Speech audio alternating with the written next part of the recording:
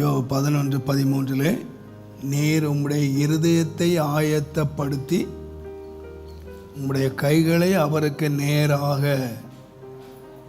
ஏறெடுத்தால் நலமாயிருக்கும். நேராக கையை நீர் ஏறெடுத்தால் நலமாயிருக்கும். இப்போ நாம் நம்ம கையை கர்த்தருக்கு நேராக நாம் ஏறெடுக்கணும் அப்படின்னா ஆயத்தமாக வேண்டியது என்ன என்று கேட்டால் நம்முடைய இருதயம், நம்முடைய ஓன் ஹார்ட், நம்முடைய இருதயம். இது ஒரு பெரிய ஒரு சப்ஜெக்ட். இது நான் எனக்கு என்னமோ இந்த வருஷத்தில் நாம் எல்லாரும் அதை அறிந்து நம்முடைய ஜெபம் ஒரு அர்த்தமுள்ள ஜெபமாக, ஒரு பலனை பெறுகிற ஒரு ஜெபமாக நம்முடைய ஜெபம் இருக்கணும். கர்த்தருடைய நாமத்துக்கு மகிமை உண்டாவதா. ஜெபிக்கிற ஒவ்வொரு தேவருடைய பிள்ளைகளும் ஆயத்தப்படுத்த வேண்டியது நம்முடைய இருதயத்தை.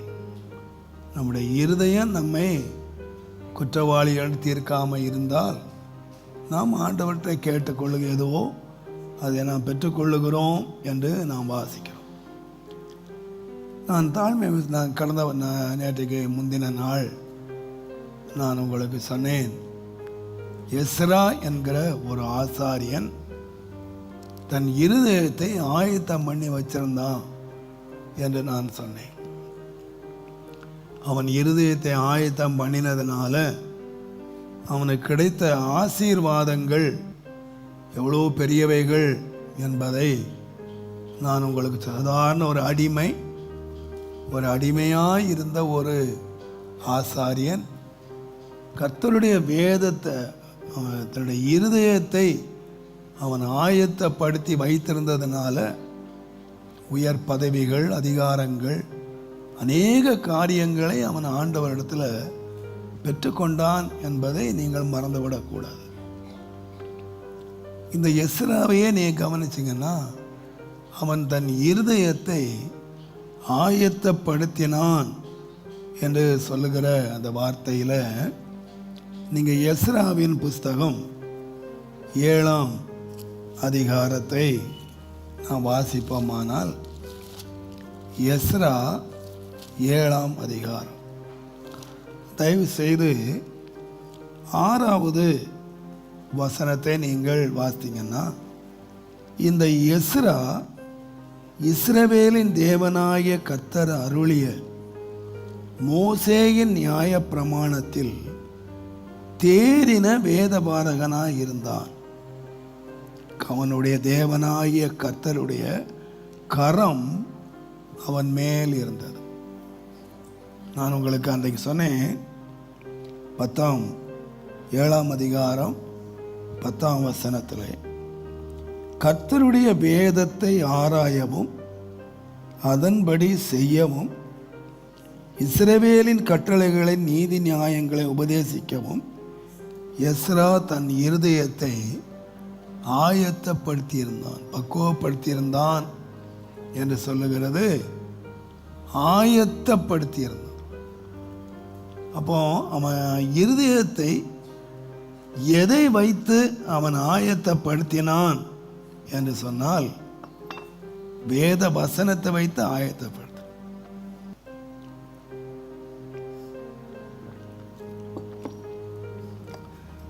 நீங்கள் 10ஆம் வசனத்தை நீங்க வாசித்தீங்கன்னா, கர்த்தருடைய வேதத்தை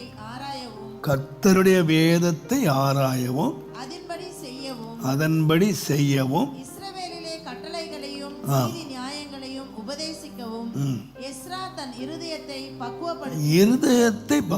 அப்ப இருதயத்தை ஆயத்தப்படுத்துகிறது என்னது?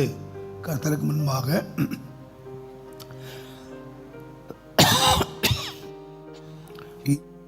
ஆயத்தம் என்னன்னு கேட்டீங்கன்னா, காட்ஸ் வேர்ட்.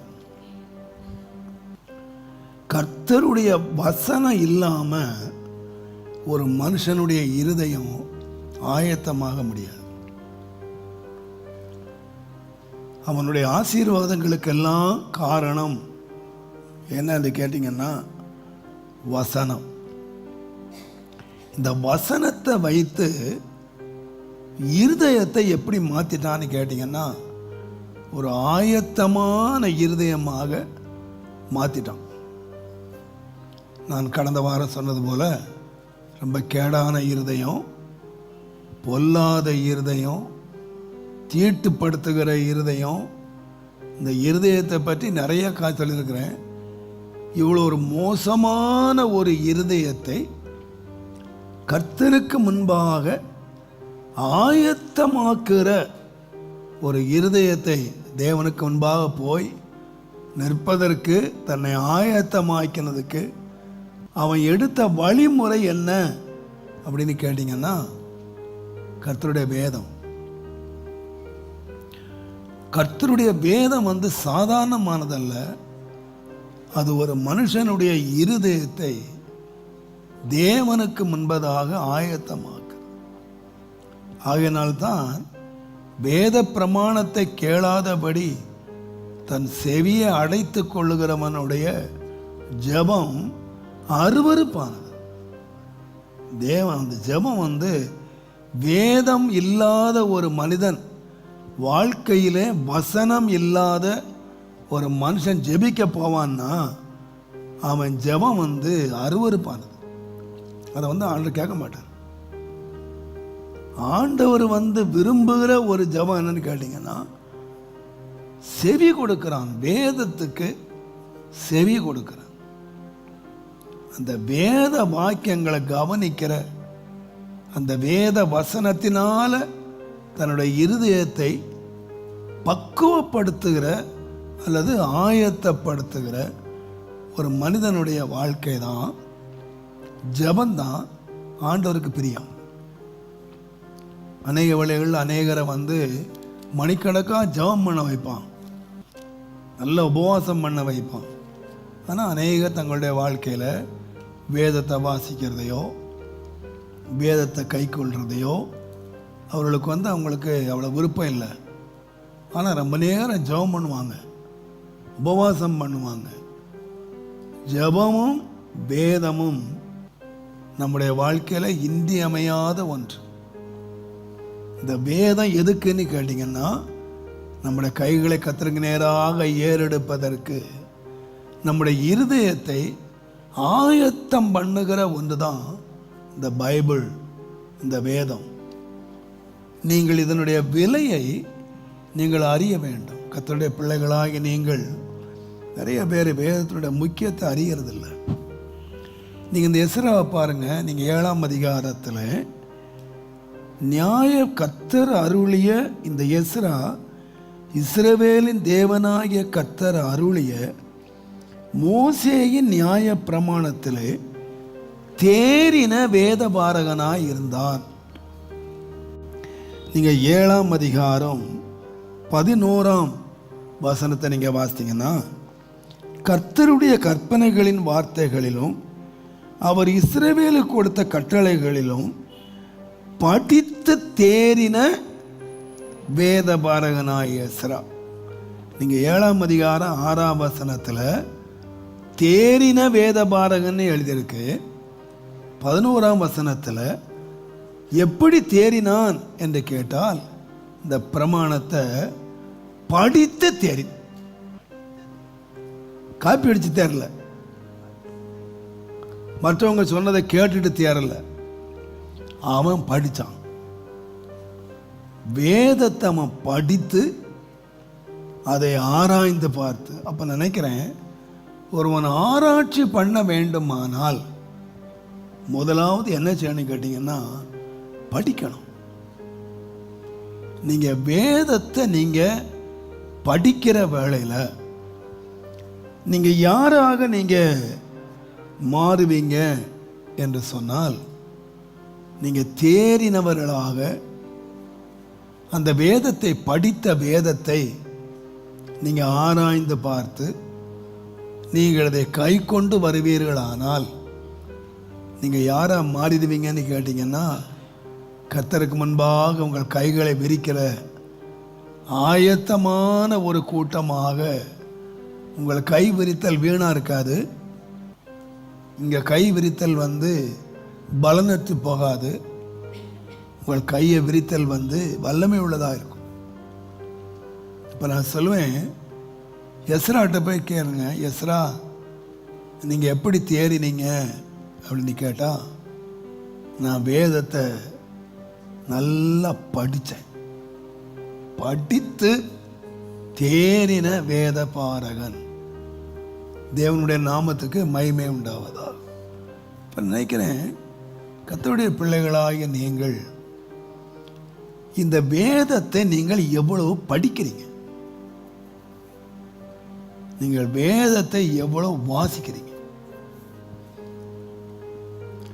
வேத வாசிப்பு என்பது மிக முக்கியமானது. நீங்கள் உபாகமத்தின் புஸ்தகம் 17ஆம் அதிகாரம் 19ஆம் 20ஆம் வசனத்தை நீங்க வாசிப்பீங்கன்னா, இந்த நியாயப்பிரமாணத்தின் எல்லா வார்த்தைகளையும் மன்னித்தீங்க, 19 அவன் தன் இல்லை சாரி, நீங்கள் வாசிக்கிறது 17 தான், மன்னிச்சுங்க, 17, 19. இந்த நியாய பிரமாணத்தின் எல்லா வார்த்தைகள் வாசிங்க, மைக்கில் வாசிங்க.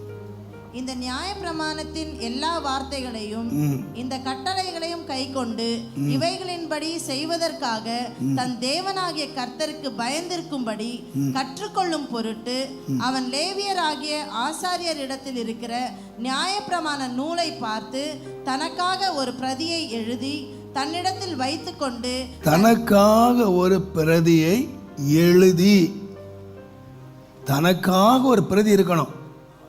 ஒவ்வொருவருக்கும் என்ன இருக்கணும்? பிள்ளைங்களுக்கு இருக்கணும், பெரியவங்களுக்கு இருக்கணும். ஒரு பைபிளை 4 பேர் பங்கு போடக்கூடாது. எல்லாருக்கும் ஒரு பைபிள் இருக்கணும். தனக்கென்று ஒரு பிரதியை அன்றைக்கு பிரிண்டர் கிடையாது, ப்ரெஸ் கிடையாது, இன்றைக்குள்ள வசதி போல இல்லை, எல்லாத்தையும் கையில் தான் எழுதணும். அப்போ ராஜா என்ன செய்யணும்னு கேட்டிங்கன்னா, தனக்குன்னு ஒரு பிரதியை எழுதி தன்னிடத்தில் வைத்துக்கொண்டு தன் ஜீவனுள்ள நாளெல்லாம் அதை வாசிக்க கடவன். எது வரைக்கும் வாசிக்கணும்? ஜீவன் உனக்கு கடைசி மூச்சு, கடைசி மூச்சு விடுற பாரு, அப்ப நீ கடைசியா செய்த வேலை என்னன்னா பைபிள் வாசித்த வேலை.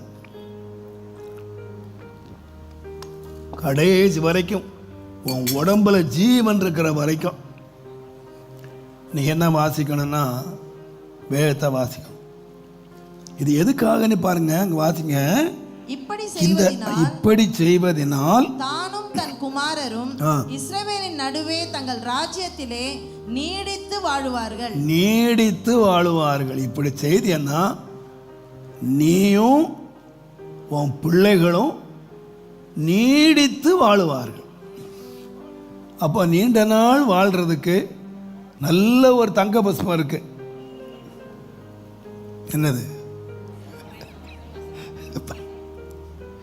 இதை டெய்லி சாப்பிடுங்க. டாக்டர் சொல்ற பாருங்க, காலையில் ஒரு காய் சாப்பிடு, மத்தியானம் ஒரு காய் சாப்பிடு, ராத்திரி ஒரு காய் சாப்பிடுன்னு சொல்கிற மாதிரி நான் உங்களுக்கு சொல்கிறேன், சாப்பிடுங்க. நீங்கள் நீடித்து வாழணுமா? இது என்ன செய்துன்னு கேட்டீங்கன்னா, அங்கே பாருங்க, இந்த நியாயப்பிரமாணத்தின் வார்த்தைகளை இவைகளை கை கொண்டு இவைகளின்படி செய்வதற்காக தன் தேவனாகிய கர்த்தருக்கு பயந்திருக்கும்படி ஏன் பைபிள் வாசிக்கணும்னு கேட்டிங்கன்னா, இந்த வசனத்தை நீங்கள் கை கொண்டு இதை வாசித்து இதை கை கொள்ளுவீர்கள் ஆனால் என்ன உண்டாகும்னு கேட்டிங்கன்னா, தேவனுக்கு பயப்படுகிற பயம் என்னன்னா கற்றுக்கொள்ளலாம். இப்போ ஒரு மனுஷன் கர்த்தருக்கு பயப்படணும் அப்படிங்கிறத எதில் கற்றுக்கொள்ளுவான்னா, இந்த பைபிளை வாசிக்க வாசிக்க, இந்த வார்த்தைகளை கை கொள்ள அவருக்குள்ள என்ன வந்துடும் அப்படின்னு கேட்டிங்கன்னா, தேவ பயம் வந்துடும். ஒழுங்கா உட்கார்ந்து கர்த்தருடைய வார்த்தையை மாத்திரம் தியானத்தோடு ஒரு மனுஷன் ஜீவனுள்ள நாள் மட்டும் இதை வாசிப்பான். ஆனால் அவன் யாராக இருப்பான்னு கேட்டிங்கன்னா கர்த்தருக்கு பயப்படுகிற ஒரு மனுஷனாக இருப்பான். உங்களை எல்லாருக்கும் தெரியும், கர்த்தருக்கு பயந்து அவர் வழிகளில் நடக்கிறவன் எவனோ அவர் வழி என்னது? வசனம். கர்த்தருக்கு பயந்து அவர் வழி அவருடைய வசனம். எவனோ அவன் பாக்கியம். உனக்கு பாக்கியமும் நன்மையும் உண்டாயிருக்கும். உன்னுடைய கையினுடைய பிரயாசத்தை நீ சாப்பிடுவாய். உன் மனைவி வீட்டோரங்களிலே கனிதரும் திராட்சை கொடிய போல இருப்பாள். உன் பிள்ளைகள் பந்திய சுற்றிலும் ஒலிவ மர கன்றுகளைப் போல இருப்பார்கள். கர்த்தருக்கு பயப்படுகிற மனுஷன் இவ்விதமாய் ஆசீர்வதிக்கப்படுவான். உன் பிள்ளைகளின் பிள்ளைகளையும் நீ காண்பாய். உன் பிள்ளை சந்ததியே நீ காண்பாய். யாருக்குன்னு கேட்டிங்கன்னா ஆரம்பமும் என்ன சொல்லுதுன்னா கர்த்தருக்கு பயந்து. முடிவும் என்ன சொல்லுதுன்னு கேட்டிங்கன்னா கர்த்தருக்கு பயப்படுகிற மனுஷன் இவ்விதமாய் ஆசீர்வதிக்கப்படுவான். இந்த கர்த்தருக்கு பயப்படுதல் இங்கிறத எங்கே கற்றுக்கொள்ள முடியும் அப்படின்னு சொன்னீங்கன்னா இந்த பைபிளில் தான் கற்றுக்கணும். இதை ஒரு மனுஷன் கருத்தாக இதை வாசிப்பான். ஆனால் அவன் யாராக இருப்பான்னு கேட்டிங்கன்னா மனுஷனுக்கு பயப்பட மாட்டான், எந்த பிரச்சனைக்கும் பயப்பட மாட்டான். ஆனால் யாருக்கு பயப்படுவான்னு கேட்டிங்கன்னா கர்த்தருக்கு பயப்படுவான். நம்முடைய வாழ்க்கை கர்த்தருக்கு பயப்படுகிற ஒரு வாழ்க்கையாக வந்துடுச்சு அப்படின்னா நீங்கள் கர்த்தருக்கு பயந்தவர்களுக்கு நீங்கள் வச்சிருக்கிற ஆசீர்வாதங்கள் நீங்கள் நிறைய இடங்களில் வாசிக்கலாம். உமக்கு பயந்தவர்களுக்கும் மனுப்புத்திரருக்கு முன்பாகவும் நம்புகிறவர்களுக்கும் ஐ திங்க் சங்கீதங்களின் புஸ்தகம் 31ஆம் சங்கீதமா? ஆண்டவரே மை ஸ்தோத்திரிக்கிறேன். 31ஆம் சங்கீதம் 19ஆம் வசனம் பாருங்க. உமக்கு பயந்தவர்களுக்கும் உமக்கு பயந்தவர்களுக்கும் மனுபுத்திரருக்கு முன்பாக உம்மை நம்புகிறவர்களுக்கும் நீர் உண்டு பண்ணி வைத்திருக்கிற உம்முடைய நன்மை எவ்வளவு பெரிதா இருக்கிறது. ஆண்டவர் உண்டு பண்ணுவார்னு சொல்லல. கர்த்தருக்கு பயந்தவங்களுக்கு ஏற்கனவே நன்மைகளை ஆண்டவர் உண்டு பண்ணி வச்சிட்டார். உமக்கு பயந்தவர்களுக்கும் மனுப்புத்திரருக்கு முன்பாக நம்புகிறவர்களுக்கும் நீர் உண்டு பண்ணி வைத்திருக்கிற நன்மை எவ்வளவு பெரிதா இருக்கிறது, எவ்வளவு பெரிதா இருக்கிறது. அவருக்கு பயந்தவர்கள் மேல் நீதியின் சூரியன் உதிக்கும். அவர்கள் வெளியே புறப்பட்டு போய் கொழுத்த கன்றுகளைப் போல வளருவார்கள் என்று மல்கியா 4ஆம் அதிகாரத்தில் வாசிக்கும். அவன் பாருங்க, ஒரு தலைவன், ஒரு வீட்டு தலைவன் கர்த்தருக்கு பயந்தவனாக இருப்பான்னா அவனுடைய மனைவி சுகமாக இருக்கிறாங்க, அவங்க பிள்ளைங்க சுகமாக இருக்காங்க, சந்ததிகள் ஆசீர்வதிக்கப்படுது. இதுக்கெல்லாம் காரணம் என்னன்னு கேட்டிங்கன்னா தேவ பயம்.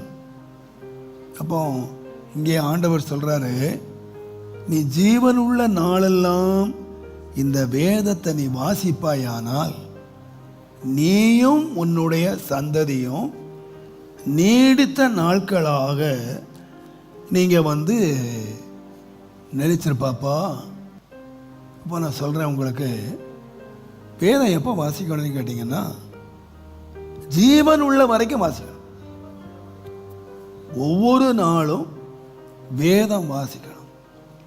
இன்றைக்கு எத்தனை பெந்தகோஸ்தேக்காரங்க தங்களுடைய பிள்ளைகளை டெய்லி பைபிள் வாசிக்க பழக்கிறாங்கன்னு எனக்கு தெரியலை. நாங்கள் சிஎஸ்ஏல தான் இருந்தோம். நீங்கள் நம்மளாம் பெந்தகோஸ்தேக்காரங்க அவங்கள ரொம்ப சீப்பாக சொல்கிறோம், அவங்க ரட்சிக்கப்படலை அப்படின்னு. ஆனால் நான் உண்மையாக சொல்கிறேன், அவங்ககிட்ட இருந்த பக்தி, நாங்கள்லாம் அங்கேருந்து வந்தவங்க தான். பைபிள் வாசிக்கட்டா சாப்பாடு கொடுக்க மாட்டாங்க, சாப்பாடு கிடையாது. மனப்பாட வசனம் சொல்லட்டா சாப்பாடு கொடுக்க மாட்டாங்க. டெய்லி சாயங்காலம் கோயிலில் ஆராதனை இருக்கும், டெய்லி ஆராதனைக்கு போகட்டா சாப்பாடு, நைட் சாப்பாடு கிடைக்காது. இது நம்ம சொல்கிறோமே அவங்க ரட்சிக்கப்படலைன்னு, அவங்க வளர்த்த வளர்ப்பு, எங்களை வளர்த்த வளர்ப்பு. ஒருவேளை எங்கள் வாலிபத்தில் நாங்கள் சீர்கிட்டு போயிட்டோம், அது வேற. ஆனால் எங்களை பெற்றோர் எங்களை வளர்த்த வளர்ப்பை நாங்கள் மறக்க முடியாது.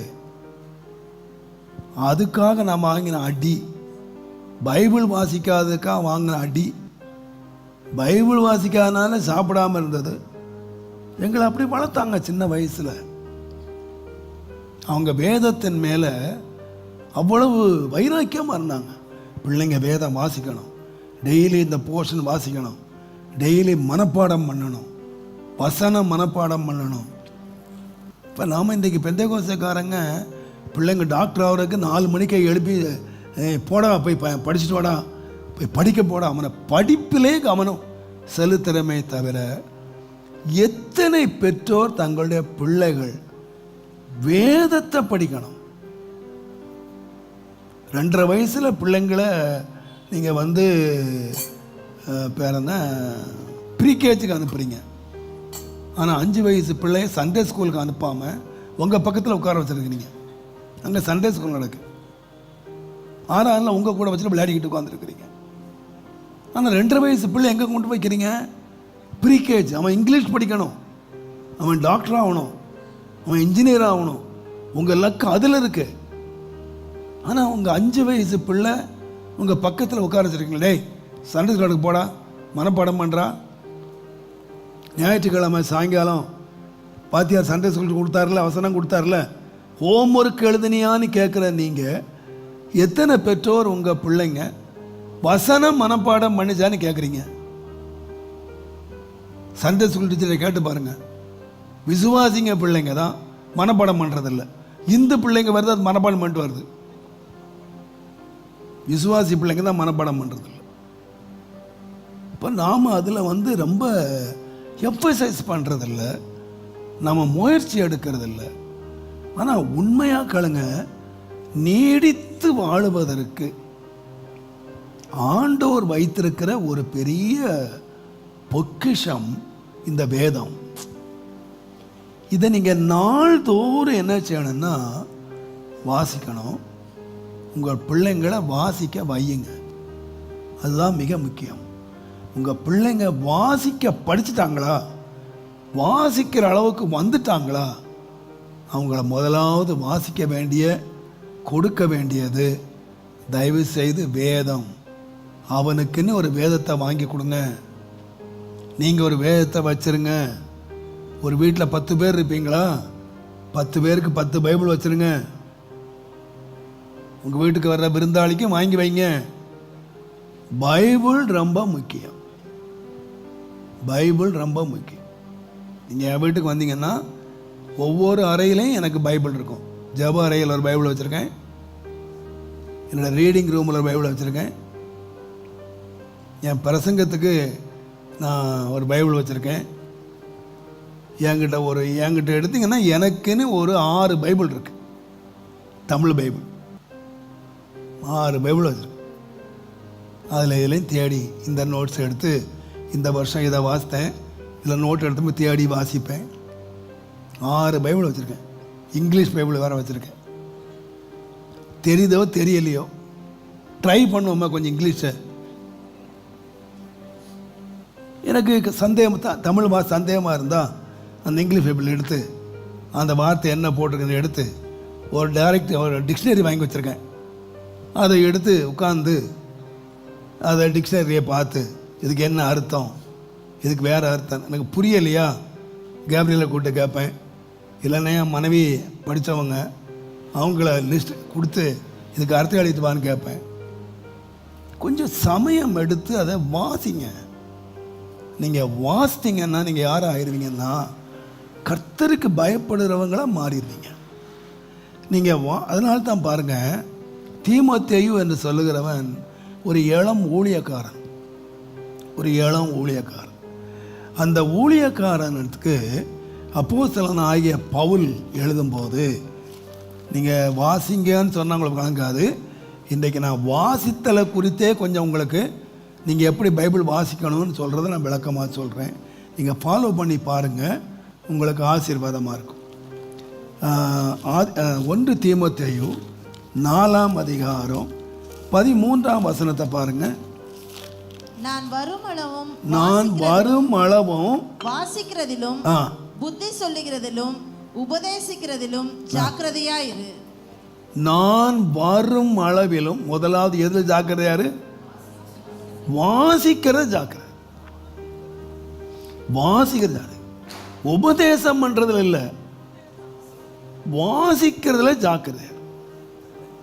சில மாதங்களுக்கு முன்பதாக ஒரு பட்டம் படித்த நல்ல ரெவரண்ட் பட்டம் வாங்கின ஒரு தம்பி, ஒரு வாலிப தம்பி, உலக பிரகாரமாகவும் நல்லா படிச்சிருக்காரு, நல்ல ஊழியமும் செய்கிறார். கடைசியில் ஒரு ஊழியத்தில் ரொம்ப சோர்ந்து போய் ஊழியமே செய்ய முடியாத ஒரு இக்கட்டான நிலைமைக்கு வந்து ரொம்ப நல்லா படிச்சிருக்கார். உலகப்புறம் நல்ல ஒரு படிச்சிருக்கார். வந்து இனிமேல் ஊழியம் செய்ய முடியாத நிலைமை வந்து என்கிட்ட வந்தார், என்னுடைய ஆலோசனைக்காக வந்தார். அவர் ரொம்ப அழுதுகிட்டே சொன்னார், ஊழியம் செய்ய முடியல, ஜனங்கள் ரட்சிக்கப்பட மாட்டேன்றாங்க, எல்லாம் இதாக இருக்குது. நான் ஒரே ஒரு கேள்வி கேட்டேன் அவர்கிட்ட, பைபிளை எத்தனை முறை வாசிக்கிறீங்கன்னு கேட்டேன். அவர் அப்படியே நீனாரு, எத்தனை முறையா? ஒரு முறையே வாசிக்கலை. நிறைய பாஸ்டர்ஸ் ஒரு முறை பைபிள் வாசிக்கலைங்க. ஆனால் பாஸ்டர், ரெவரண்டு, டாக்டர் எல்லாம் போட்டுக்கிட்டான். எத்தனை முறைப்பா பைபிள் வாசித்த? ஏங்க இவனுங்கெல்லாம் யாருன்னு கேட்டிங்கன்னா போலி டாக்டர் மாதிரி போலி பாஸ்டர்ஸ். போலி டாக்டர் யாரு?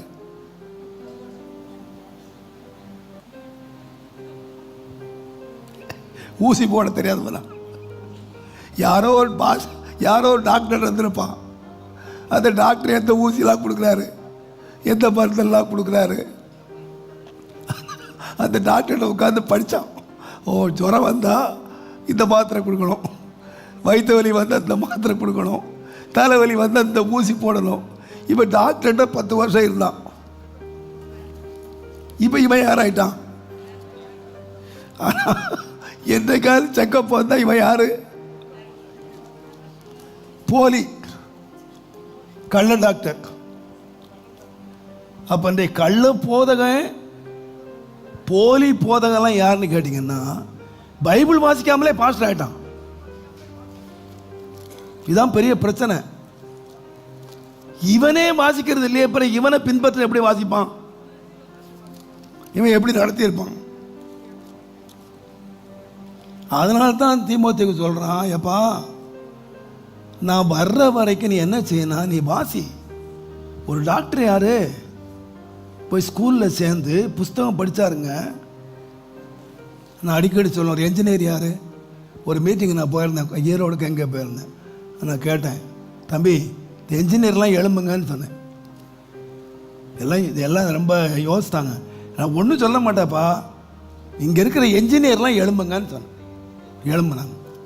ஒரு தம்பிகிட்ட கேட்டேன், நீ என்ஜினியர் தானே? ஆமாம். நீ எப்படி என்ஜினியர் ஆன? நான் கேட்குற கேள்வி உலங்குதா? நீ எப்படி என்ஜினியர் ஆனா? 5 வருஷம் ஒழுங்காக பஸ் ஏறி அம்மா கொடுத்த சோத்தை தின்னுட்டு ஒழுங்காக காலேஜுக்கு போயிட்டு ஒழுங்காக வீட்டுக்கு வந்தானா? ஆனால் என்ஜினியர் ஆகிட்டானா? இல்லை, காலேஜுக்கு போய் வேலையுமா படித்தான். ஒரு என்ஜினியர் ஆகிறதுக்கு எவ்வளோ படித்த? அவன் அடுக்கி வச்சிருக்க புக்கை பாருங்க, என்னென்ன புக்கு படித்தான்னு. ஒரு லாயர் எடுத்து பாருங்க, ஒரு லாயர் எத்தனை புக்கு படித்தாரு? ஒரு டாக்டர் எத்தனை புக்கு படித்தார்? காலேஜ் போயிட்டு வந்துட்டாவில் சரிட்டாரா? கோயிலுக்கு போயிட்டு வந்துட்டாப்புல நீ பாஸ்டர் ஆகிடுவியா? இன்னைக்கு நிறைய பேர் சண்டே கோயிலுக்கு பைபிள் தூக்கிட்டு போயிட்டா இவங்க பெரிய பரிசுத்தவான் ஆயிட்டாங்க. இல்லைப்பா, நீ தேரணுமானா நீ கோயிலுக்கு போயிட்டு வர்றதுனால தேறிட மாட்ட, நீ ஃபாஸ்டிங் ப்ரேயர் வந்துட்டு போகிறதுனால தேறிட மாட்ட. நீ படிக்கணும், உட்கார்ந்து நீ படிக்கணும்பா. சிஸ்டர், நீங்கள் படிக்கணும். ஒரு நாளைக்கு எவ்வளோ படிக்கிறீங்க?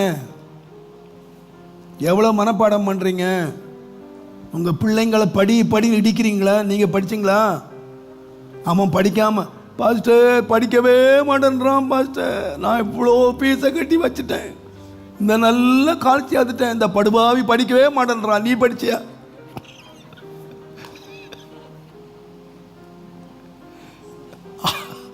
நீ அழுறது இல்லாம என்னை அழ வைக்கிற.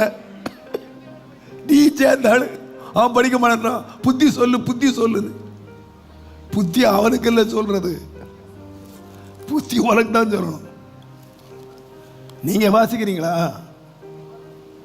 நீங்க தேரணுங்க. தேர்வதற்கு என்ன செய்யணும்னா, உன் ஜீவன் உள்ள நாள் மட்டும் நீ படித்து தேரணும். நீங்கள் எத்தனை பேர் பைபிள் வாசிட்டு வந்தீங்க? காலையில் பைபிள் வாசிங்களா? காலையில் ஃபாஸ்டிங் பிரேயரே நம்பிட்டீங்களா? இன்றைக்கி ஜெபம் பண்ணால் ஆண்டவர் இன்றைக்கி பரலோகம் திறந்துருவார்னு காலையில் 9 மணி தான் நீங்கள் புறப்பட்டீங்க. காலையிலே பைபிள் வாசிங்களா? நிறைய பேர் வாசிக்கிறதில்ல, முக்கியப்படுத்துறதில்ல. அதிகாலையில் ஜெபமும் வேதமும் உங்களுடைய முக்கிய பங்காக இருக்கட்டும். நான் ஒரு தகப்பனா உங்களுக்கு சொல்கிறேன், என் காலத்துக்கு பின்னால் நீங்கள் ஆசீர்வாதமாக இருக்கணும்னா தயவு செய்து வேதத்தை நீங்கள் உங்கள் ஜீவன் உள்ள மட்டும் படியுங்க. விளங்குதோ விளங்கலையோ, புரியுதோ புரியலையோ. பாருங்க, அந்த கந்தாய மந்திரி தேவனுடைய ஆலயத்துக்கு போயிட்டு ரதத்தில் போயிட்டு இருக்கவன் அவன் பைபிள் வாசிக்கிட்டு இருந்தான். இந்த பிலிப்பு போய் கேட்குறான், நீ படிக்கிறது உனக்கு விளங்குதான்னு. விளங்கலை, ஆனால் என்ன செய்யிருந்தான்? விளங்கியா படித்தான்? ஒருவன் எனக்கு சொல்லாவிட்டால் எனக்கு எப்படி புரியும்? அப்போ புரியலைனாலும் என்ன செய்தான்? படிச்சுக்கிட்டு இருந்தான். புரியலைனாலும் படிச்சுக்கிட்டு இருந்தான். உங்களுக்கு புரியலைன்னு விட்டுறாதீங்க. பாருங்க, நான் அடிக்கடி சொல்றது, கறி இட்டுவாதீங்க, மட்டன் கறியை மட்டும் தின்னுறீங்களா? எல்லாருக்குள்ள எலும்பு ஒன்று இருக்குல்ல, அதை எவ்வளவு கண்டிச்சு எடுக்கிறதுக்கு நீங்க தயார்? இது கடினமா இருக்குன்னு விட்டுட்டீங்களா? சிலருக்கு அந்த எலும்புக்குள்ள ஒரு இது இருக்கும், மாறும். ஒரு அம்மா தட்டி பார்த்துச்சு, வரல, கொண்ட ஊசி எடுத்து விட்டுறாங்களா? கடினமா இருக்கு, வரல, புரியல. பைபிள் மட்டும் புரியலன்றீங்களே, எல்லாமே புரிஞ்சு செய்கிற மாதிரி வாசிங்க. நான் ஒரு அன்பா சொல்றேன் உங்களுக்கு, புரியலையா விளங்கலையா, நீங்க வாசித்துக்கிட்டே இருங்க. டெய்லி ஒரு குறிப்பை வச்சு நீங்க வாசிங்க. நீங்க அதை வாசிக்க தேவனுடைய நாமத்துக்கு மகிமை உண்டாவதாக. இதை எப்படி வாசிக்கணும் அப்படின்னு கேட்டீங்கன்னா, சுருக்கமாக சொல்லி முடிச்சிடுறேன். நீங்கள் ஏசாயாவின் புஸ்தகம் 33ஆம் அதிகாரம் 16ஆம் வசனம் பாருங்க. அவன் உயர்ந்த இடங்களில் வாசம் பண்ணுவான். 33:16. இயேசுவே நன்றியோடு மன்னித்துங்க. 34:16. கர்த்தருடைய புஸ்தகத்திலே தேடி வாசியுங்கள். எப்படி வாசிக்கணும்? தேடி வாசி. கர்த்தருடைய புஸ்தகத்தில் தேடி வாசியுங்கள். இவைகளில் ஒன்றும் குறையாது இவைகளில் ஒன்றும் ஆ. ஜோடில்லாதிராது ஜோடில்லாதிராது அவருடைய வாய் இதை சொல்லிற்று. கர்த்தருடைய ஆவி அவைகளை பாருங்க. இது புஸ்தகம் யாருடைய புஸ்தகம்? கர்த்தருடைய புஸ்தகம். இது பைபிள்னு வச்சுக்காதீங்க, இது கர்த்தருடைய புஸ்தகம். இதை எப்படி வாசிக்கணும்னு கேட்டீங்கன்னா, தேடி வாசியுங்கள். இதில் எதுவுமே குறை இருக்காது. இது எதுவுமே என்ன இல்லாமல் இருக்குன்னா தனிச்சு இருக்காது. எந்த ஒரு வசனமும் தனியாக நிற்காது. எல்லா வசனத்துக்கும் என்ன இருக்குன்னு கேட்டிங்கன்னா ஒரு ஜோடி இருக்கு. ஆண்டவர் ஜோடி ஜோடியாக அதை கம்பேர் பண்ணி வச்சுருக்காரு. நீங்கள் வேதத்தை நீங்கள் வாசிங்கன்னா தேடி நீங்கள் என்ன செய்யணும், ஆரம்ப நாட்களில் பைபிள் வாசிக்கிறவங்க ஒரு நோட்டை கையில் வச்சுக்கிட்டு, நான் பொதுவாக ஆரம்ப நாட்களில் நான் பண்ண எச்சரிக்கப்படுகிறேன் அப்படின்னு எழுதிடுவேன். இப்போ எங்கெல்லாம் எச்சரிக்கை வருமோ அந்த வசனங்களை எழுதிக்குவேன். ஜாக்கிரதை, அன்பு, இந்த மாதிரி வசனங்களை எழுதிட்டு டிக்ஷனரி இருக்குது. இதை நான் பார்க்குறது இல்லை, இதை நான் எழுதி வச்சுக்குவேன். வச்சுட்டு இப்போ எச்சரிக்கை 7 வசனம் இருக்குது. இந்த 7 வசனத்தை உட்காந்து மனப்பாடம் பண்ணுவேன். இந்த எச்சரிக்கைன்னா எங்கெல்லாம் இருக்குது அதை மட்டும் நீங்கள் 7 வசனம் மனப்பாடம் பண்ணுறதை விட எச்சரிக்கைங்கிற ஒரு சப்ஜெக்டில் 7 நீங்கள் வசனத்தை மனப்பாடம் பண்ணுங்க. ஜாக்கிரதை அப்படிங்கிறத மனப்பாடம் பண்ணி பாருங்கள். நீங்கள் ஜாக்கிரதைன்னா டக் டக்குன்னு தேடிடலாம். எங்கே இருக்குது, நமக்கு இங்கே இருக்குது, அங்கே இருக்குது. நான் இந்த மாதிரி தான் வசனத்தை மனப்பாடம் பண்ணேன். பிற்காலங்களில் பிரசங்கம் பண்ண வரும்பொழுது எச்சரிக்கைன்னு எடுத்திங்கன்னா கடை மனசில் வந்துடும் இங்கே எங்கே இருக்குது. அப்போ அது எல்லாம் ஒன்றா சேர்த்திங்கன்னா அது என்ன ஆகிருக்கிறது, அழகான மாங்காய் மாலை ஆயிரும். தனியாக நிற்கும் போது எப்படியா இருக்கும், அதை சேர்த்திங்கன்னா ஒரு அழகான ஒரு மாலையை. இன்றைக்கி நான் 3 பாயிண்ட்டு 7 பாயிண்ட்லாம் பேசுகிற காரணம் கேட்டிங்கன்னா, அன்றைக்கு நாங்கள் இருதயத்தில் சேர்த்து வச்சது, கோத்து வச்சது, மனப்பாடம் பண்ணது. நடக்கும்போது அதையே மனப்பாடம் பண்ணிட்டு, ராத்திரி படுக்கும்போது அதையே மனப்பாடம் பண்ணி அதையே யோசித்து, எச்சரிக்கை எச்சரிக்கை, ஜாக்கிரதை, இந்த மாதிரி தான் நான் வசனத்தை மனப்பாடம் பண்ணேன். என் வாழ்க்கையில் வாசித்தே மனப்பாடம் பண்ணேன். அப்போது எல்லா வசனங்களும் எப்படி இருக்குன்னா ஒரு ஜோடி ஜோடியாக இருக்கும். எல்லாம் ஒன்றோட ஒன்று இசைஞ்சிருக்கும். இந்த இசைவான வசனங்களை நீங்கள் கண்டுபிடிக்கிறதுக்கு தேடி வாசியுங்கள். சும்மா கடமைக்காக வாசிக்காதீங்க. இன்றைக்கு ஒரு அதிகாரம் வாசிக்கணும், 2 அதிகாரம் வாசிக்கணும், கடமை வாசி தொலைக்கணும் அப்படிலாம் வாசிக்காதீங்க. பைபிளை நீங்கள் வாசிக்கும்போது இன்றைக்கு இதனுடைய ஜோடி என்ன, இது எதோட இணையுது, நீங்கள் அப்படி ஜோடி சேர்த்து வாசித்து பழகிட்டீங்க அப்படின்னா நீங்கள் யாராக மாறிடுவீங்கன்னா நீங்கள் ஒரு ரெஃபரன்ஸ் பைபிளாக மாறிடுவீங்க. உங்கள்கிட்டே ரெஃபரன்ஸ் வந்துடும். சேர்த்து சேர்த்து சேர்த்து பழகி இதை தேடி ஏன் வாசிக்கணும் அப்படின்னு கேட்டிங்கன்னா, நீங்கள் 2 தீமோத்தேயு 3ஆம் அதிகாரம் 16, 17 வாசிங்க. வேத வாக்கியங்கள் எல்லாம் தேவ ஆவியினால் அருளப்பட்டிருக்கிறது. நல்லா கவனிங்க, இது மிக முக்கியமானது. வேத வாக்கியங்கள் எல்லாம் தேவ ஆவியினால் என்ன செய்திருக்கு? அப்போ எல்லாமே வேதம், அது நியாயப்பிரமாணமோ, அது இப்போ சொல்கிற மாதிரி புதிய ஏற்பாடோ கிருபையின் உபதேசமோ, இந்த வேத வாக்கியங்கள் எல்லாமே யாருனால் அருளப்பட்டிருக்கு? நீங்கள் பிரமாணம் வேண்டான்னு சொன்னாலும் சரி, வேணும்னு சொன்னாலும் சரி, அது அந்த காலத்துக்குரிய இந்த காலத்துக்குரியது, நீங்கள் என்ன சொன்னாலும் சொல்லிக்கங்க. ஆனால் இந்த வேதத்தில் உள்ள எல்லா வாக்கியங்களும் யாரால் அளிக்கப்பட்டிருக்குன்னா தேவனாலே அளிக்கப்பட்டிருக்கு. எதுக்கு வாசிக்கம்மா? தேவனுடைய மனுஷன் நல்ல கவனிங்க, நல்ல கவனிங்க. இந்த தேடினங்கிற வார்த்தையை நீங்கள் மறந்துடாதீங்க. எஸ்ரா தேறினவனா இருந்தான். எஸ்ரா படித்து தேறினவனாய் இருந்தான். இங்கே நீங்கள் வாசித்து பாருங்கள். நீங்கள் அந்த தேர்னதெல்லாம் அண்டர்லைன் பண்ணிவிட்டு நீங்கள் என்ன பண்ணுங்கன்னா, இந்த தேரின இருக்கு பாருங்கள், அதை ஒரு ரவுண்ட் பண்ணுங்கள்.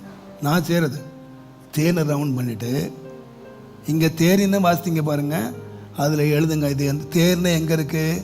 எஸ்ராவில் இருக்குது. இது தேர்னை எங்கே இருக்குது? பிலிப்பியர் 2:3 அதிகாரத்தில் இருக்குது. அப்போ நீங்கள் அதை தேறினதெல்லாம் நீங்கள் அப்படி யோசித்தீங்கன்னா உங்களுடைய இருதயம் வசனத்தில் அது தன்னால் கோர்வை பண்ணும். உங்கள் இருதயம் வேறு காரியங்களை சிந்திக்காமல் நீங்கள் அதுலேயே ஒரு பெரிய இன்ட்ரெஸ்ட் ஆகிடுவீங்க. இந்த பசங்க கேம்ஸ் ஆடுறான் பாருங்கள், அந்த மாதிரி நம்ம பெரிய கேம் பிளேயர் ஆகிடுவோம். எதில் கேம் ஆடுவோன்னு கேட்டால் வசனத்தில். நீங்கள் சொல்லியிருக்கு தேவனுடைய மனுஷன் யாராக மாறணும்? நீங்கள் எல்லாம் நம்மெல்லாம் யார்? தேவனுடைய மனிதர்கள். நாம் தேவனுடைய பிள்ளைகள். நம்ம எல்லாம் ஒரு காலத்தில் பிசாசின் மனிதராக இருந்தோம், நம்ம தேவனுடைய மனிதராக மாறிட்டோம். இப்போ நாம் தேவனுடைய மனிதர்கள் யாராக மாறணும் அப்படின்னு சொன்னால் தேறினவர்களாய் மாறணும். நம்ம பாஸ் பண்ணணும். தேர்னது சொன்னால் பாஸ் பண்ணுறது. அப்போ நம்ம தேவனுடைய மனிதராக நம்ம அட்மிஷன் ஆகிட்டோம். நம்மளை தேவனுடைய ஆலயத்துக்குள்ளே தேவன் நம்முடைய பிள்ளைகள், தேவனுடைய மனிதர்கள் அப்படின்னு நம்மளை அட்மிட் பண்ணிட்டாரு. இப்போ நாம் என்ன செய்யணும்னு கேட்டிங்கன்னா, தேறினவர்களாக நீங்கள் மாறுவதற்கு வாசிமா எந்த நற்கிரியையும் செய்ய தகுதியுள்ளவனாகவும் இருக்கும்படியாக அவைகள் 2 காரியம். தேவனுடைய மனுஷன் முதலாவது தேறினவனாக இருக்கணும். 2வது எந்த நற்கிரியையும் செய்வதற்கு அவனை கொண்டு ஆண்டவர் எந்த நற்கிரியையும் செய்வதற்கு அவன் தகுதி உள்ளவனாய் இருக்கும்படியாக அவைகள் உபதேசத்துக்கு. நல்ல கவனிங்க, அந்த அவைகள் சொல்ற வேத வாக்கியங்கள் உபதேசத்துக்கும் கடிந்து கொள்ளுதலுக்கும் சீர்திருத்தலுக்கும் நீதியை படிப்பிக்குதலுக்கும் பிரயோஜனமாய் இருக்கிறது. நல்ல கவனிங்க, ஆண்டவர் வேத வாக்கியங்கள் எல்லாம் தேவ ஆவியினாலே அருளப்பட்டிருக்கிறது. இந்த வசனத்தை ஒருத்தன் வாசித்தா அவன் யாரா மாறுவான் அப்படின்னு கேட்டிங்கன்னா, தேறினவனாய் மாறுவான். எந்த நற்கிரியை செய்வதற்கு தகுதி உள்ளவனாக மாறுவான். இது அதுக்காக இந்த வசனம் எது கொடுக்கப்பட்டிருக்கு அப்படின்னு கேட்டிங்கன்னா, முதலாவது உபதேசத்துக்கு. இன்றைக்கி நிறைய பேர் எப்படி விளைவிக்கிறாங்கன்னா, உபதேசிக்கிறதுக்குன்னு கொடுத்த உடனே இந்த வசனம் எதுக்கு தான் கேட்டிங்கன்னா, மற்றவனுக்கு உபதேசிக்கிறது. வேதம் என்ன சொல்லுன்னு கேட்டிங்கன்னா, மற்றவனுக்கு பிரசங்கம் பண்ணுகிற நீ உனக்குத்தானே உபதேசியாமல் இருக்கலாமா? மற்றவனுக்கு பிரசங்கம் பண்ணுறன்னா முதலாவது யாருக்கு பிரசங்கம் பண்ணணும்? எனக்கு உபதேசம். பைபிள் மற்றவங்களுக்கு நான் உபதேசம் பண்ணுறதுக்கு முன்னால் எனக்கு உபதேசம் பண்ணணும். இன்றைக்கி நிறைய பேர் எங்கே தப்பு பண்ணிட்டாங்கன்னு கேட்டிங்கன்னா, பைபிளை படித்து அடுத்தவனுக்கு உபதேசம் பண்ணுறாங்க. பட் இவங்க அதை உபதேசிக்கிறது இல்லை. தங்களுடைய வாழ்க்கைக்கு அதை உபதேசமாக எடுத்துக்கொள்றதில்லை. தேவனுடைய மனிதன் தேறினவனாய் இருக்கும்படி எப்பா வேத வசனம் முதலாவது உனக்கு உபதேசம். உபதேசத்தை நீ கற்றுக்கிடணும். நீ உனக்கு உபதேசிக்காம நீ பிரசங்கம் பண்ண போத. மற்றவனுக்கு பிரசங்கம் பண்ற நீ உனக்கு தானே உபதேசம் பண்ணாமல் இருக்கலாமா? நீ உனக்கு உபதேசம் பண்ணுப்பா. அப்போ பைபிள் எதுக்கு இருக்குன்னு கேட்டிங்கன்னா, எனக்கு உபதேசம் பண்ணுறதுக்கு. வசனத்தை தப்பாக விளைவிக்கிறாங்க. உபதேசம்னா உடனே பைபிள் பிரசங்கம் பண்ணுறதுக்கு, அடுத்தவனுக்கு சொல்கிறதுக்கு, அடுத்தவனுக்கு புத்தி சொல்கிறதுக்கு. இல்லை இல்லை, ஃபர்ஸ்ட் உபதேசம் பண்ணுவதற்கு கடிந்து கொள்ளுதலுக்கும். கடிந்து யார? அடுத்தவனை திட்டுறக்கா? உன்னை கடிந்து கொள்ளணும். உன்னுடைய வாழ்க்கையில் உன்னை கடிந்து கொள்வதற்கும் சீர்திருத்துதலுக்கும் உன்னை சீர்திருத்தலுக்கும் நீதியை படிப்புக்குதலுக்கும் நீ நீதியை படிக்கிறதுக்கும் எந்த தேவ மனுஷன் தேரணும், எந்த நற்கிரியையும் செய்வதற்கு நான் ஆயத்தமாக இருக்கணும்னு எந்த தேவனுடைய மனுஷன் விரும்புகிறானோ அவன் இதில் உபதேசம் கற்றுக்கணும். இதை வச்சு அவன் சீர்திருந்தனும். இதான் அவனை சீர்திருத்துற புஸ்தகம், இதுதான் அவனை கண்டிக்கிற புஸ்தகம், இதுதான் அவனை சரிப்படுத்துகிற புஸ்தகம். நீதியை படிப்பிக்கிற ஒரு புஸ்தகம் என்னன்னு கேட்டீங்கன்னா பைபிள். இந்த பைபிளை மற்றவர்களுக்காக நாம் வாசிக்கக்கூடாது, நமக்காக வாசிக்கணும். இந்த பைபிள் எப்போதுமே நமக்கு உபதேசம் பண்ணணும், நம்மளை கண்டிக்கணும், நம்மளை திருத்தணும், இந்த வசனத்தின்படி நாம் திருந்தணும். அப்படின்னு பைபிள் வாசித்தோம்னா நம்ம யாராக மாறிடுவோம் அப்படின்னு கேட்டிங்கன்னா தேறினவர்களாய். இன்றைக்கி நிறைய பேர் பைபிள் மற்றவர்களுக்காக வாசிக்கிறாங்க. ஞாயிற்றுக்கிழமை என்ன செய்தி எடுத்து எவனை திட்டலாம், எவனை இந்த கிழிக்கலாம். இதுக்கு நிறைய பேர் அடுத்தவங்களுக்காக வாசிக்கிறாங்க. இல்லைங்க, பைபிள் உங்களுக்காக வாசிங்க, நீங்க தான் தேரணும். நீங்க அடுத்தவனுக்கு வாசிக்காதீங்க. நீங்க வாசித்து, நீங்க எச்சரிக்கப்பட்டு, நீங்க உபதேசிக்கப்பட்டு, நீங்க சீர்திருந்தி, நீங்க நீதியை படிச்சிட்டீங்கன்னா நீங்க யாரா இருப்பீங்கன்னு கேட்டீங்கன்னா தேறினவர்களா இருப்பீங்க. கர்த்தர் உங்களை கொண்டு எந்த நற்கிரியையும் செய்வார், எந்த நற்கிரியும் செய்வார். அதனால பைபிள் வாசிக்கும் போதே நீங்க எப்படி வாசிங்கன்னா பரீட்சைக்கு வாசிக்கிற மாதிரி வாசிங்க. பிள்ளைங்க எப்படி வாசிக்கிறாங்கன்னு சிலர் என்கிட்ட கேட்பாங்க, எந்த முறையில் பைபிள் எப்படி வாசிக்கலாம், எந்த முறையில் வாசிக்கலாம்னா நான் சுருக்கமாக சொல்கிறது, உங்கள் பிள்ளைங்க பரீட்சைக்கு படிக்கிறாங்க பாருங்கள், அந்த மாதிரி படிங்க. நீங்கள் எல்லாம் படித்து பரீட்சை எழுதணும் தானே, டெய்லி தான் படித்தோம், ஸ்கூலில் பாடம் படித்தோம். ஆனால் பரீட்சைன்னு ஒன்று வந்துட்டா, பாஸ் பண்ணணும் தீர்மானிச்சுட்டா, காப்பி அடிக்கிறன்னு விட்டுருங்க, பிட் அடிக்கிறன்னு விட்டுருங்க. உண்மையாக பாஸ் பண்ணணும், ஸ்டேட் ஃபர்ஸ்ட் வரணும், நான் எப்படி மேலே போகணும் அப்படின்னு உண்மையாக விரும்பணும். எப்படி படிச்சிங்க? உங்கள் பக்கத்தை விட்டுற, நீங்கள் எப்படி படிச்சிங்கன்னு. நைட்டில் ஃப்ளாஸ்கில் டீ போட்டு தூங்காமல் உட்காந்து, ஏன் தேரணும், பாஸ் பண்ணணும், பாஸ் பண்ணணும். வெறியில் தானே படிச்சிங்க, அந்த மாதிரி படிங்க, வெறியில் படிங்க. பைபிள் மட்டும் தூங்கி தூங்கி படிக்கிறீங்க. நீங்கள் அந்த மாதிரி பாடம் படித்தா என்ன ஆயிருக்கும்? உங்களுக்கு வாசிக்கிறதுக்கு ஒரு வெறி வேணும், தேரணும், பாஸ் பண்ணணும், பைபிளில் பாஸ் பண்ணணும். சும்மா அங்கே அந்த அந்த கோயிலில் போட்டி வைக்கிறாங்க, எப்படியாவது ப்ரைஸ் வாங்கி ஒரு கப்பு வாங்கிக்கிறணும், அதுக்கு வாசிக்காதீங்க. அதுக்கு வாசித்தா அதுக்கு எப்படி வாசிக்கிறீங்கன்னு பாருங்கள். அப்போஸ்தலர் நடவடிக்கைகளை கேள்வி வச்சா அப்போஸ்தலர் மனப்பாடம் பண்ணிட்டீங்க. எத்தனை பேர் மனப்பாடம் பண்ணி வச்சு எந்த கேள்விகளும் நான் சொல்கிறேன், எதுக்கு படிச்சிங்க? அது உங்கள் வாழ்க்கைக்கு படிச்சிங்களா, கோயிலில் கேள்வி கேட்க போகிறாங்கன்னு படிச்சிங்களா? உங்கள் வாழ்க்கையில் ஒவ்வொரு நாளும் பைபிளை எப்படி படிங்கன்னா பரீட்சைக்கு படிக்கிற மாதிரி தேறின. இதில் என்ன இருக்குதுன்னு கேட்டிங்கன்னா, நான் இது யோசித்து பார்த்தேன். இன்றைக்கு அநேகர் பைபிள் எதுக்கு வாசிக்கிறான்னு கேட்டிங்கன்னா, ஆசீர்வாதமான வசனம், வாக்குத்தத்தமான வசனம், நம்மை ஆறுதல் படுத்துகிற வசனம், நம்மளை அப்படியே தேற்றி அப்படியே தூக்கி எடுக்கிற அதுக்கு தான் பைபிள் வாசிக்கிறாங்க. ஆனால் அந்த பைபிள் வசனம் நீங்கள் நல்லா வாசித்து பாருங்கள், அதில் எங்கேயுமே எனக்கு ஒரு ஆறுதல் தேறுதல் அப்படி எடுக்கிற மாதிரி இல்லை. பைபிள் என்ன முதல்ல உபதேசமாக, அப்புறம் கடிந்து கொள்ளுதான், அப்புறம் என்ன சீர்திருத்து தான், அப்புறம் என்ன நீதியை படிப்பிக்குதான். அதுக்கு தான் கர்த்தர் வசனத்தை கொடுத்துருக்கிறாரு.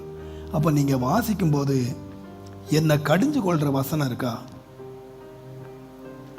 நான் இந்த வசனத்தை பார்த்து சீர்திருந்த வேண்டிய வசனம் எனக்கு இருக்கா? நீங்கள் அந்த மாதிரி புஸ்தகத்தில் தேடி வாசித்து இந்த வசனம் நம்மை குற்றப்படுத்துமானால் உடனே முழங்கால் படியிட்டு, ஆண்டவரே இந்த வசனத்தின்படி என் வாழ்க்கையை சுத்தமாக்குங்கப்பா. இந்த வசனத்தின்படி நீங்கள் மற்றவங்களை கம்பேர் பண்ணாதீங்க. அவங்க அப்படி பண்ணுறாங்க, இவங்க இப்படி பண்ணுறாங்க, அந்த பாஸ்டர் எப்படி நடக்கிறாரு, அவர் எப்படி நடக்கிறாரு. நீங்கள் எல்லாரும் ஆண்டவரே சொல்லிட்டாருங்க, என்னை தவிர நல்லவன் ஒருத்தன் இல்லை, இயேசுவை தவிர நல்லவன் ஒருத்தன் இல்லைங்க. நமக்கு மாதிரி இந்த உலகத்தில் யாருமே இல்லைங்க, எந்த மனுஷனும் இல்லை. ஒரே ஒருத்தர் தாங்க மாதிரி, இயேசு தான் மாதிரி. இந்த வசனத்தை வச்சு கம்பேர் பண்ணுங்க.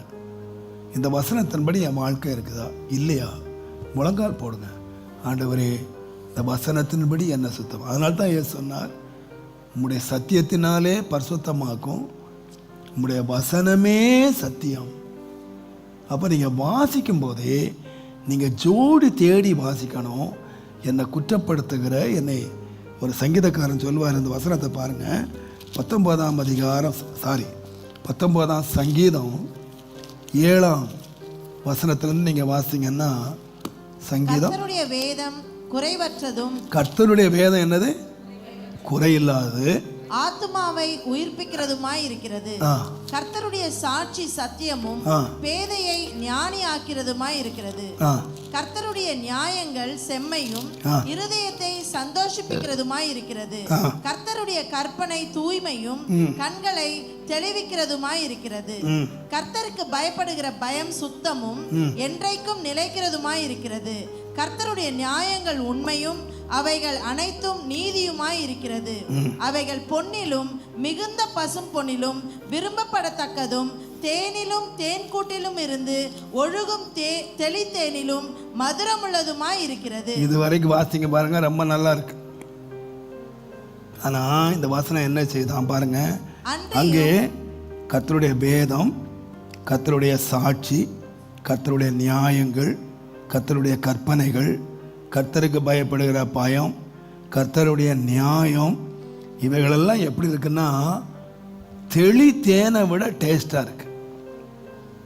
தேனை அவ்வளவு டேஸ்டாக இருக்கு கர்த்தருடைய வார்த்தை.